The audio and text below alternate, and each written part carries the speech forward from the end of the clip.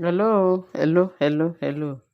Ẹ̀yin èèyàn mi, nǹkan ń bẹ o, nǹkan ń bẹ o.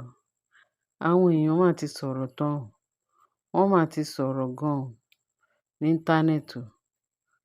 Gbogbo kọ́mẹ́ǹtì táwọn èèyàn sọ, mélòó la fẹ́ sọ? Ẹ jẹ́ kí n ṣa díẹ̀ nínú nǹkan tó ń sọ, tó ń fi bá Queen Naomi wé. Wọ́n ní kí Naomi ó tẹ́tí bẹ̀lẹ̀ jẹ́ kó gbọ́rọ̀ sí nǹkan tí àwọn èèyàn pàápàá jùlọ bàbá ọkọ ẹ̀ Parọ́pò. Bàbá Parọ́pò dìde sọ fún Queen Naomi pé kó sá fún àwọn ará ibí bàyìí. Kì í ṣe sísá nìkan, pé kó neglect wọn, kó ignore wọn, kó wọ́ wọn sẹ́gbẹ̀ẹ́ kan, kó fi wọ́n pe ajá, kó fi wọ́n pe ọ̀bọ, kó fi wọ́n pe anything tó bá wùn tó lè fi wọ́n pè. Torí pé gbogbo wàhálà tó ń fún yìí, tẹ bá rí bó ṣe ń dùn àwọn èèyàn tó wà lẹ́yìn Naomi, tó ń fẹ́ gbéga Naomi, tó ń fẹ́ ìṣubú Naomi. Wọ́n ní kò sí nǹkan tó bá fẹ́ gbà pé gbogbo wọn wà lẹ́yìn Naomi digbí. Báwa náà ṣe wà lẹ́yìn Naomi digbí. Pé kí Naomi báwo ni kó má jẹ́ kí ojú tì wá náà. Kó jẹ́ kí àwọn èèyàn, kí gbogbo bí a ṣe ń ṣakitiyan lórí Naomi tá à ń gbèjẹ, tá à ń back ẹ̀, kó má jẹ́ kó ojú tì wá. Eléyìí á ní á á ṣe tán, á lóun lọ bá Queen Naomi pé kó dáríjì òun. Kábíyèsí náà ti sọ fún Naomi pé gbogbo bó ṣe wá ń wá bá Naomi pé kí Naomi dáríjì òun, pé irọ́ ni o, kò dénú wọn o, pé kí Naomi lé wọn játijàti. Bẹ́ẹ̀ ni, tó bá jẹ́ pé ti Bíbélì náà ni, ó ti try. Ó ní ká dáríjì àwọn tó bá ṣẹ̀ wá, káwa náà lè rí ìdáríjì gbà látọ̀dọ̀ Ọlọ́run. Bẹ́ẹ̀ ni, lóòótọ́ lọ̀lọ́run sọ bẹ́ẹ̀. Ṣùgbọ́n wọ́n ní ẹni tó bá fẹ́ bá Sátánì jẹun pé ṣíbí ẹ̀ máa ń gùn. Naomi ti try gbogbo possible best, everything. Ó ti try. Ọlọ́run náà mọ̀ pé ó ti try. Torí Bíbélì náà ló tún sọ fún wa pé ó ní ká resist the devil and he will flee away from you. Ìyẹn ò ní pé tí wọ́n bá tún wá pé bí Naomi ṣe ń sọ pé bí Naomi bá tiẹ̀ sọ pé òun tiẹ̀ fẹ́ gbàdúrà fún wọn, àbó fẹ́ bá wọn sọ̀rọ̀, àbó fẹ́ bá wọn ṣe kíni, kò sí wàhálà nínú ẹ̀. Bẹ̀tí ewúrẹ́ aláìgbọràn ńkọ́? Tẹ bá lé wọn níbí, wọ́n tún padà síbẹ̀. Ewúrẹ́ aláìgbọràn. So irú wọn ni Bíbélì sọ pé ká resist, pé wọ́n máa flee. Ó ní lé wọn dànù, lé wọn játijàti. Búramúramù pẹ̀lú wọn. Wọ́n máa sá lebélebé. Wọ́n á jìnnà rere sí wa. Wọ́n á jìnnà rere sí Naomi. Tí Naomi bá lè máa gbé yẹn náà lọ, kó ṣọ̀nù wọn. Irú ìtàn sọ pé ó gbọ́mọ ẹ̀ wá, ó gbé wá sí kíni. Lóòótọ́, ó ti gbàdúrà fún pé k'Ọlọ́run dáríjì. Sọ fún pé kó lọ bọ́lọ́run. K'Ọlọ́run kó béèrè ìdáríjì látọ̀dọ̀ Ọlọ́run. Ọlọ́run ló ní ìdáríjì. Kó sọ fún Ọlọ́run. Kó sọ fún Ọlọ́run lóhùn kẹ́lẹ́kẹ́lẹ́. Kì í ṣe Naomi ló fẹ́ dáríjì láyé.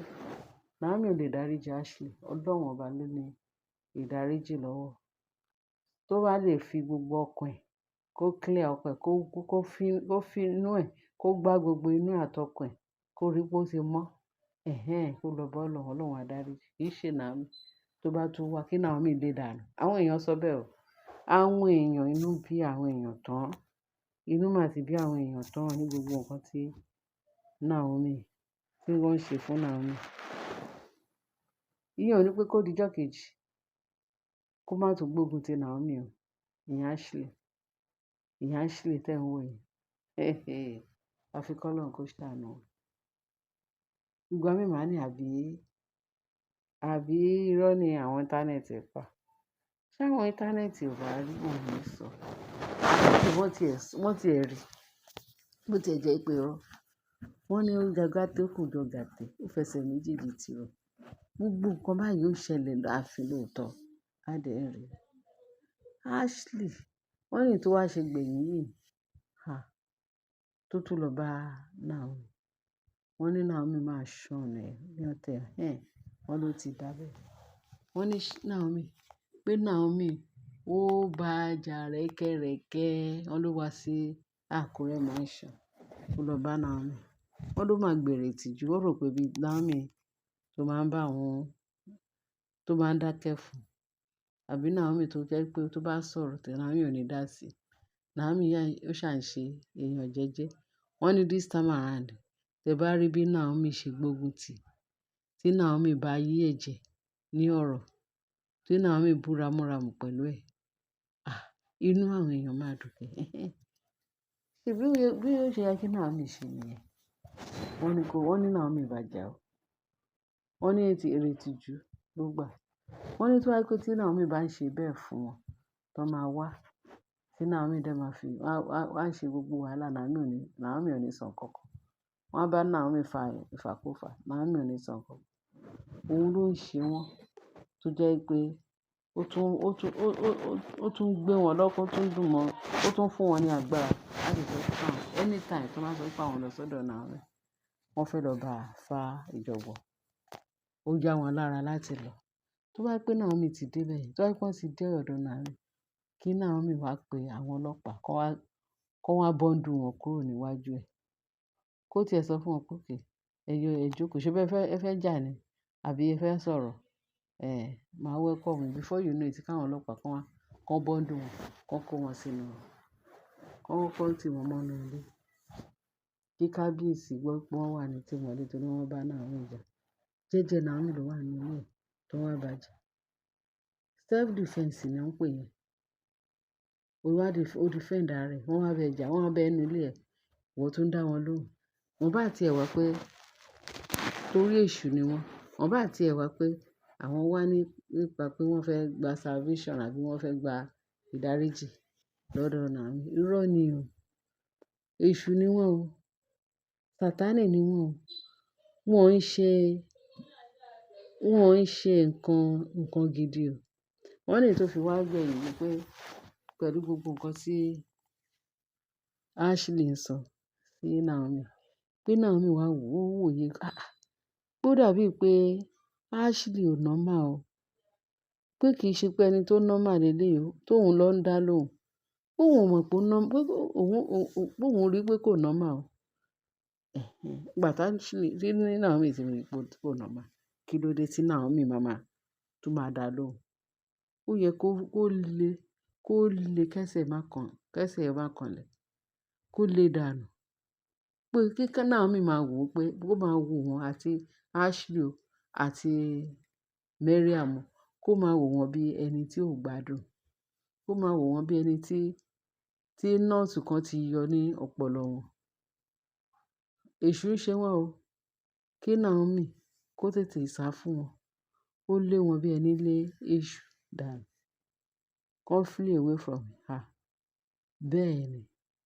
Since tí Naomi ti get pé ó dàbí pé Ashley ò normal.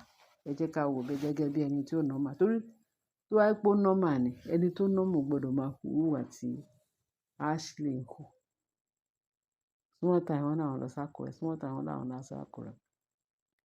So àwọn èèyàn sọ fún Naomi sí ni pé anytime tó bá wá kó máa ready wọn. Kó máa ready wọn. Bọ́n àwa lẹ́ẹ̀mẹ́ẹ̀ẹ́dọ́gbọ̀n kan ti lọ, ó lọ report wọn fọlọ́pàá torí wọ́n wá ń bá òun jà nínú ilé wọn. Kó kọ́ wọn lọ́gbọ́n. Ọgbọ́n tó máa kọ́ wọn tó jẹ́ pé wọn ò ní gbàgbé títí láéláé ayé wọn. Bẹ́ẹ̀ ni. Ẹ̀yin èèyàn mi, ó ń dùn púpọ̀ ṣubú lẹ́gbẹ̀ẹ́ ògì. Nǹkan táwọn èèyàn ń sọ ní internet, mo fẹ́ kẹ́ tún bá wa dá sí. Ẹ bá wa dá sí torí eléyìí ò ń ṣe ordinary. Tó jẹ́ pé àwa nìkan ló máa rí táwa máa dá sí fúnra wa. Ẹ̀yin náà ẹ bá wa dá sí. Tó bá pé nǹkan tí Ashley ṣe, tó bá pé ọpọlọ pípé orí ẹ̀ pé àti Mariam, torí ó dàbí pé gbogbo ilé aláwọ̀, gbogbo òògùn babaláwo ti yí wọn lórí. Àwọn òògùn yẹn ló ń torment wọn. Ẹ̀yin èèyàn wa, ẹ ṣé. Nǹkan tó gbà la máa fún. Kẹ́ bá wa dá sí. Ẹ ṣé bẹ́ẹ̀ ṣe ń tẹ́tí sí wa. Ẹ bá wa fi sí comment section. Kẹ́ dẹ̀ bá wa share, kẹ́ bá wa like. Kẹ́ dẹ̀ bá wa subscribe. Ọwọ́ yín ò ní gbófo. Iṣẹ́ ìyanu bí Ọlọ́run máa gba ọwọ́ yín máa ṣe o. ààbò Ọlọ́run á dájú lórí wa. Jésù Olúwa wa. Amen. Bye.